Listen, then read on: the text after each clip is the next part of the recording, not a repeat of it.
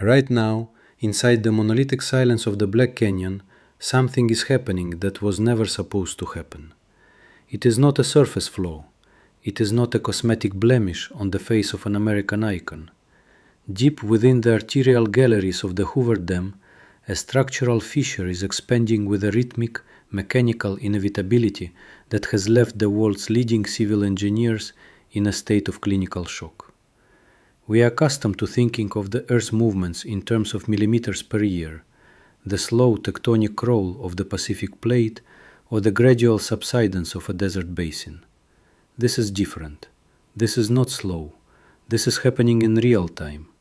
We are tracking a fracture propagating through high-strength, mass-poured concrete at a rate of 4 inches per hour. Inside a structure designed to withstand the weight of 9.3 trillion gallons of water, 4 inches per hour is not a measurement. It is a countdown. Hi, my name is Daniel, and this is Natural Disasters. The crack that shouldn't exist.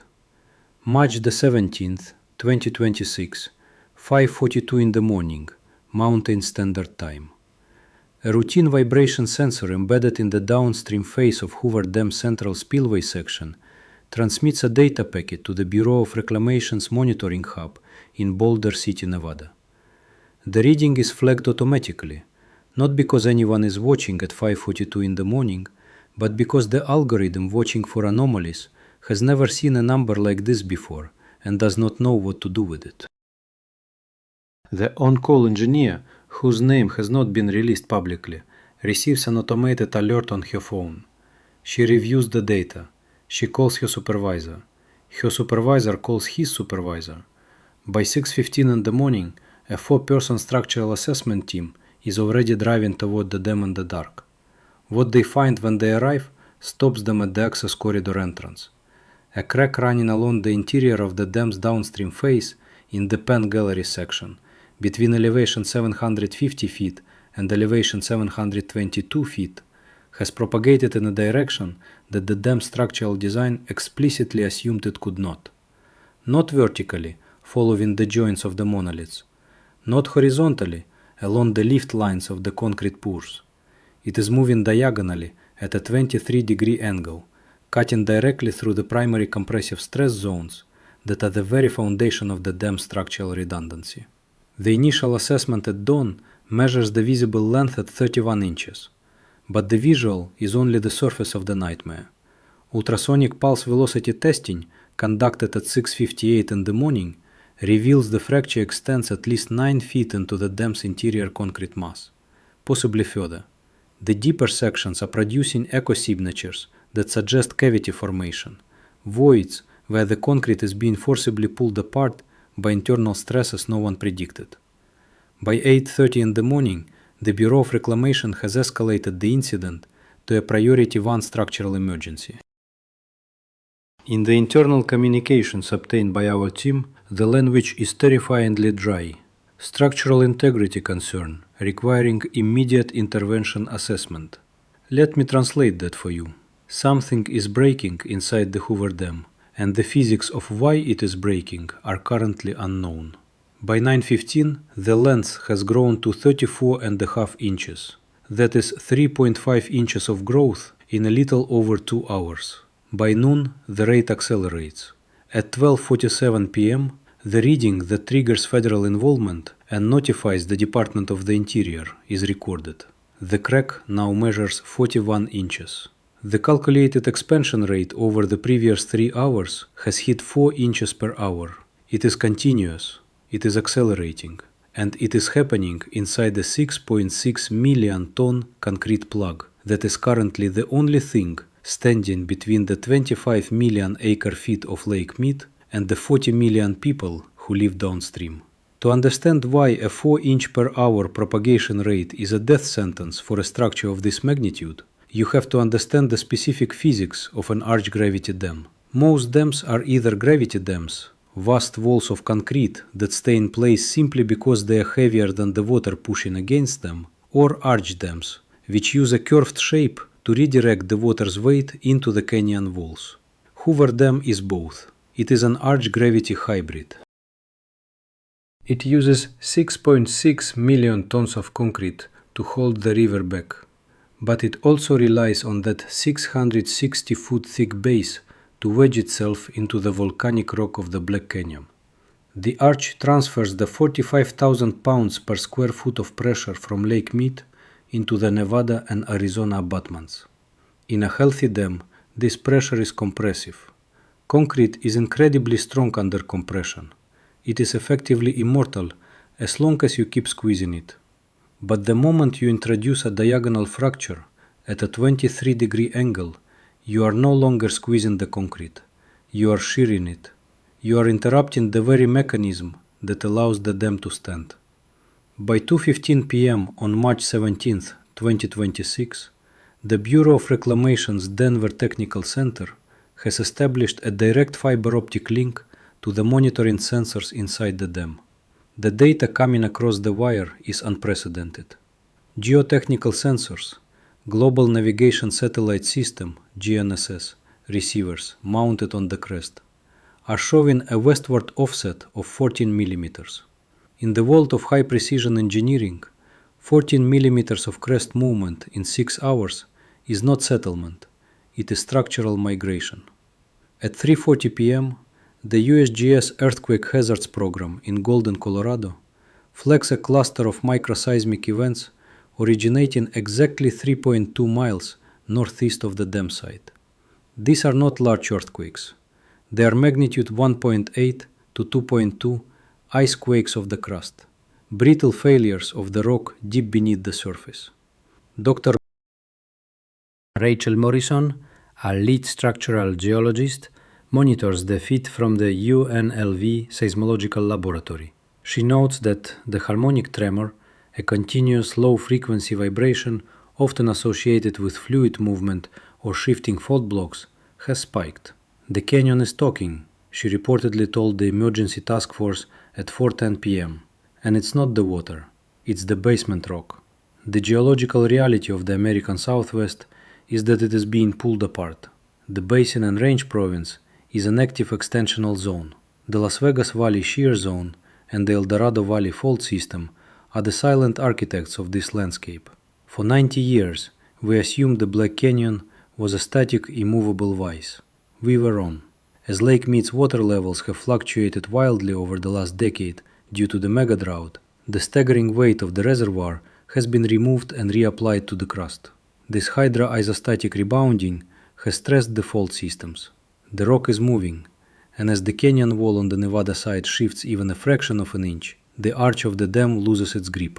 At 6:22 p.m., a team from the Bureau of Reclamation uses an ROV, a remotely operated vehicle, to inspect the upstream face of the dam 400 feet below the surface of Lake Mead. What they see on the flickering monitors in the control room causes a collective silence. The crack isn't just inside the galleries, it has daylighted on the upstream face. Silt and debris are being sucked into a narrow, dark line in the concrete. The dam is no longer a solid plug, it is becoming a sieve. By 8 p.m., the internal weep holes, the drainage system designed to bleed off internal water pressure, begin discharging high-velocity jets of water at 3 times their designed capacity. This is piping, the most feared word in dam safety. It means the water is finding a path through the structure. At 10:14 p.m., the USGS National Earthquake Information Center records a swarm of microtremors directly beneath the Arizona abutment. The depth is shallow, less than 2 kilometers. This suggests that the pressure being redirected by the failing arch is now fracturing the canyon walls themselves. The dam is pushing against a wall that is starting to crumble. In a confidential memo, timestamped 11:30 p.m. on March 17th, the term unstable is used for the first time in a formal capacity to describe the right abutment of the Hoover Dam. The engineering models are now struggling to keep up with the rate of change. The variables are shifting faster than the processors can compute. The 4-inch per hour propagation rate recorded at noon was just the beginning. As the clock strikes midnight and moves into March 18th, the crack is no longer just a fracture. It is a canyon-scale failure in progress. The history of American dam engineering is written in the language of hubris and hard-learned lessons. To look at the expanding fracture in Hoover Dam today is to see the ghosts of a century of infrastructure failures returning to haunt the Black Canyon. The most haunting of these is the St. Francis Dam disaster of 1928. Located in San Francisco Canyon, just north of Los Angeles, the St. Francis was a concrete gravity arch dam, much like a smaller ancestor of Hoover. At 11:57:30 p.m. on March 12, 1928, it failed catastrophically. The cause was a combination of poor geological assessment and the decision to ignore minor leaks that William Mulholland, the chief engineer, had personally inspected just hours before the collapse. When the west abutment failed, a 140-foot wall of water surged towards the Pacific, killing at least 431 people. It remains the second deadliest disaster in California history, surpassed only by the 1906 San Francisco earthquake. The scale of the St. Francis, however, was a fraction of Hoover. Hoover Dam stands 726 feet tall. The St. Francis was barely 200. The volume of Lake Mead is roughly 800 times greater than the reservoir held by the St. Francis. If the physics that claim the St. Francis are currently operating at the Black Canyon, we are not looking at a regional flood. We are looking at a geological scale event. The science behind why a structure this massive would suddenly begin to tear itself apart points to a phenomenon often called concrete cancer. Dr. James Park, a leading researcher at MIT's Department of Civil and Environmental Engineering, has spent decades studying alkali-silica reaction, or ASR. In a briefing prepared for the U.S. Army Corps of Engineers on the morning of March 18th, Dr. Park highlighted a terrifying possibility. ASR occurs when the highly alkaline cement paste reacts with certain types of silica found in the rock aggregate used to make the concrete. This reaction produces a gel that absorbs water and expands, creating internal swelling pressure that can reach thousands of pounds per square inch. For 90 years, Hoover Dam has been an exercise in balance, Dr. Park explains. The weight of the water pushes in, and the strength of the concrete pushes back. But ASR changes the math. If the concrete itself is expanding from the inside out, it creates tensile stresses that concrete is never meant to handle. You get microfractures, then macrofractures, and finally a structural runaway. The kicker? The high alumina cement used in the 1930s to ensure Hoover Dam's rapid cooling and strength gain is exactly the variety most susceptible to this long-term chemical decay. This is where the system coupling becomes truly alarming. The American Southwest has been gripped by a mega-drought for over 2 decades, the worst in 1,200 years according to tree-ring data. This has dropped Lake Mead to historic lows, exposing the bathtub ring around the canyon. You might think less water means less pressure, and therefore a safer dam. The reality is the opposite. The crust of the earth is elastic. The weight of Lake Mead at full capacity, roughly 35 billion tons, actually depresses the earth's crust in the Black Canyon. As that water has been removed by drought and consumption, the crust is rebounding or flexing upward. This is called isostatic adjustment. This upward flex creates differential movement between the Nevada and Arizona canyon walls. The dam, which was built to fit perfectly into the 1930s geometry of the canyon, is now being squeezed and twisted by the very rock that is supposed to support it. The USGS monitoring stations in the El Dorado Valley have recorded a 12 cm vertical offset since 2021. The dam is being caught in a slow-motion tectonic vise. The U.S. Army Corps of Engineers uses a sophisticated software suite called HEC-RAS, Hydraulic Engineering Center's River Analysis System, to model breach scenarios. The current models, running at the Bureau of Reclamation's Denver Technical Center, are projecting scenario delta. This is the scenario where the crack propagation reaches a critical threshold where the concrete's remaining ligament can no longer bridge the gap. According to the March 18th technical summary, once the fracture depth reaches 18 feet, roughly double its current estimated depth, the internal hydrostatic pressure of the reservoir will begin to act as a wedge. Water will enter the crack, exerting 300 pounds per square inch of pressure directly into the heart of the dam. At that point, the crack propagation rate will jump from 4 inches per hour to 4 inches per second. This is known as brittle fracture failure. The historical parallel that engineers are most closely watching isn't a concrete dam, but the Teton Dam in Idaho. In June 1976, Teton failed due to internal erosion or piping. What started as a small wet spot on the downstream face turned into a total breach in less than 2 hours. It released 250,000 acre-feet of water. Hoover Dam holds 25 million. If scenario delta initiates, the resulting flood wave would not be water as we think of it. It would be a slurry of pulverized concrete, boulders, and debris moving at 90 miles per hour. The Bureau of Reclamation has spent decades maintaining the image of Hoover Dam as an eternal monument to American ingenuity.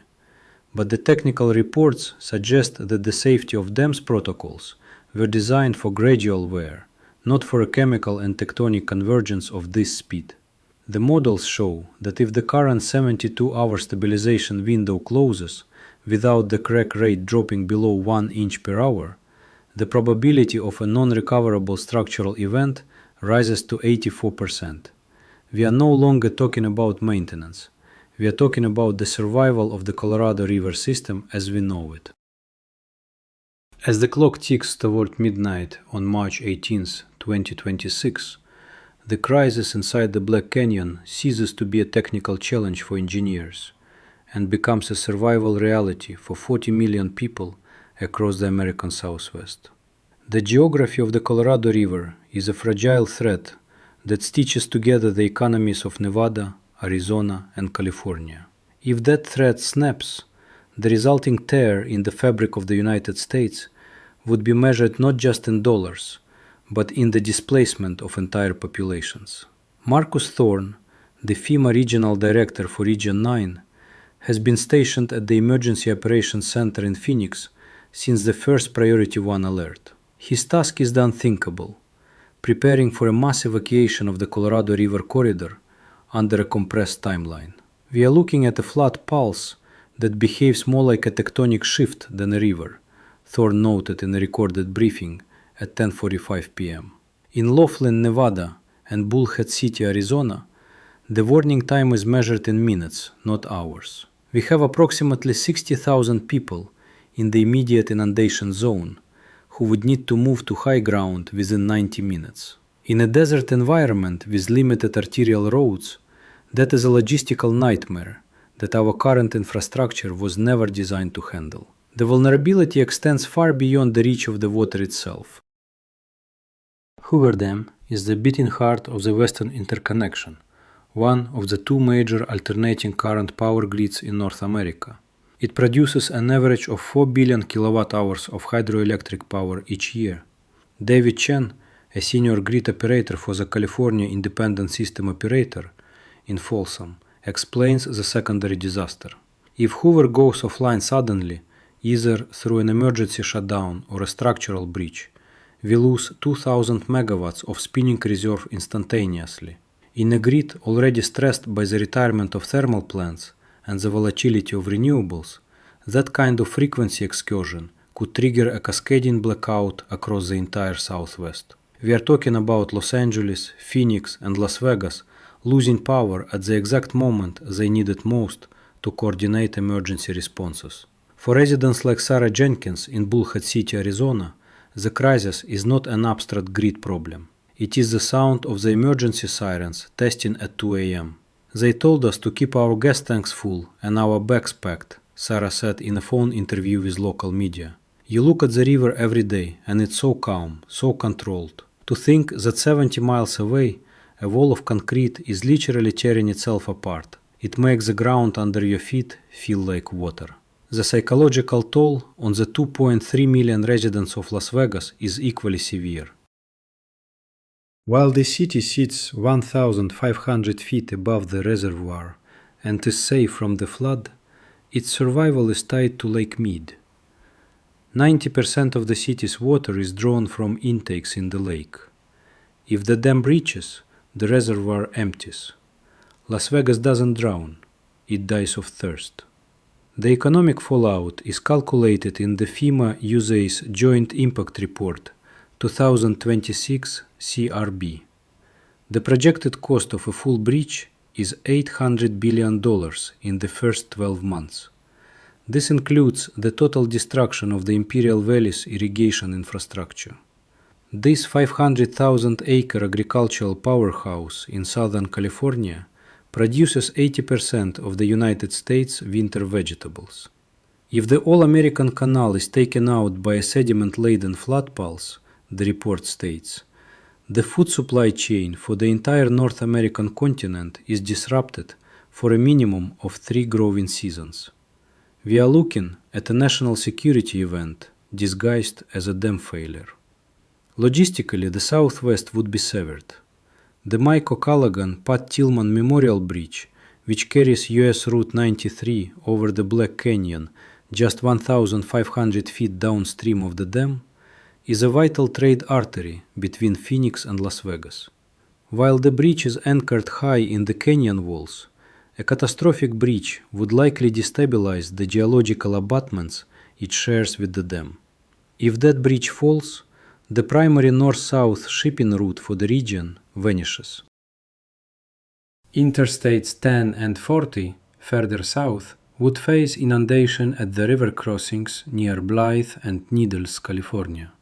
At 3:15 a.m. on March 19th, the Bureau of Reclamation issues an internal update. Status report 03-19-0315. The 4-inch per hour propagation rate has surged back up to 4.2 inches. The high-pressure resin injection systems are failing to keep pace. One of the primary injection pumps has reportedly blown a seal due to the back pressure from the expanding fracture. In the darkness of the pen gallery, the sound of the dam groaning, the audible snapping of internal steel reinforcements, is now being picked up by acoustic sensors. Each pop represents a tendon of the American Southwest being severed. The 72-hour window is shrinking. 40 million lives are waiting on a piece of concrete that is currently losing its fight with physics. As the 72-hour window enters its final quadrant on the afternoon of March 20th, 2026, the question is no longer whether the Hoover Dam has changed, but whether the United States is prepared for the era that follows. Even in the most optimistic outcome, where the resin stabilizes and the anchors hold, the permanent infrastructure myth of the 20th century has been shattered. If the crack stops today, Hoover Dam will never again operate at full capacity. The Bureau of Reclamation's internal post-event recovery plan suggests that the reservoir may have to be permanently lowered to dead pool levels to alleviate the hydrostatic pressure on the compromised pen gallery. This isn't just a maintenance restriction, it is the functional end of the American Southwest as we have known it for a century. If the 72-hour window fails, the spreading risk reaches far beyond the flood waters. The Palo Verde nuclear generating station in Tonopah, Arizona, the largest power plant in the United States by net generation, sits approximately 45 miles west of downtown Phoenix. While it does not draw its cooling water directly from the Colorado River, it relies on the stability of the regional western interconnection grid to maintain its safety systems and its 2.3 million customers. A frequency excursion caused by the sudden loss of Hoover's turbines, coupled with a regional evacuation that abandons local substations, creates a grid-down scenario that the North American Electric Reliability Corporation, NERC, has warned could take weeks to stabilize. In the desert heat of a 2026 spring, the loss of HVAC systems across 3 states would trigger a public health crisis that dwarfs the immediate impact of the flood. The vulnerability of the United States' just-in-time food supply becomes the next domino. The Yuma Agricultural Center and the Imperial Valley are the winter breadbaskets of the nation. If the Imperial Dam and the All-American Canal are compromised by the debris-laden pulse of a Hoover Bridge, the salt balance of the soil in the Salton Basin is permanently altered. The $4 billion annual agricultural output doesn't just dip, it vanishes. We are talking about a 300% increase in produce costs at every grocery store from Seattle to Miami within 14 days. The Port of Los Angeles and the Port of Long Beach, which handle 40% of all U.S. imports, rely on the rail corridors that cross the Colorado River at Needles and Parker. If those bridges are scoured or undermined by the flood wave, the transcontinental supply chain snaps. The logistics of the United States are effectively cut in half. But the most chilling data comes from the coupled systems analysis. Dr. Rachel Morrison and her team at the UNLV Seismological Laboratory have identified what they call the Great Unzipping. Their models suggest that the failure of the Black Canyon walls isn't an isolated geological event. The redistribution of mass, the sudden removal of 25 million acre-feet of water weight, could trigger elastic rebound earthquakes along the Garlock and San Andreas fault systems in California. It is a tectonic feedback loop. The dam fails because the crust moves, then the crust moves even more because the dam failed. According to USGS Circular 1492, seismic coupling in the basin and range, the probability of a magnitude 6.5 or greater event in the Mojave Desert increases by 35% in the 12 months following a Lake Mead drawdown. As we move into the hypothetical years of 2027 and 2028, the geography of the West begins to revert to its prehistoric state. The Colorado River, once the most overplumbed river in the world, becomes a wild, sediment-choked force. The canyons below Hoover, once tourist destinations, become inaccessible badlands of toxic silt and stranded infrastructure. The cities of the Southwest, Phoenix, Henderson, San Bernardino, face a managed retreat policy. The federal government's disaster relief funds, already strained by the $800 billion initial shock, find themselves funding the relocation of millions of infrastructure refugees to the Pacific Northwest and the Great Lakes regions. This is the quiet migration that no one is talking about yet, but the data is already pointing toward it. The crack inside Hoover Dam is a signal. It is the Earth's way of reminding us that our materials, our concrete, our steel, our resins, are temporary, while the forces of chemistry and tectonics are eternal. Whether the 42 engineers in that gallery succeed tonight or fail, the 72-hour window has fundamentally changed our relationship with the desert. The Bureau of Reclamation has spent 90 years telling us the river was tamed. The crack tells us the river was merely waiting. The final timestamp in the Bureau's internal monitoring log for March 20, 2026 is 5:42 a.m., exactly 72 hours since the first alarm. The entry is a single line of raw sensor data. Vibration frequency 12 Hz, propagation status nonlinear, intervention efficacy indeterminate. There is no politics in that number. There is no hope or despair in a seismic reading. There is only the data. And the data says that the clock is not just ticking for the Hoover Dam. It is ticking for every aging monolith we have built in the path of a changing planet. 40 million people are waking up to a world where the most powerful structure humanity ever built is no longer in control. Follow the data, because the data doesn't care if we are ready. The data is simply the record of what is inevitable. This has been Natural Disasters. My name is Daniel, and the window is closing.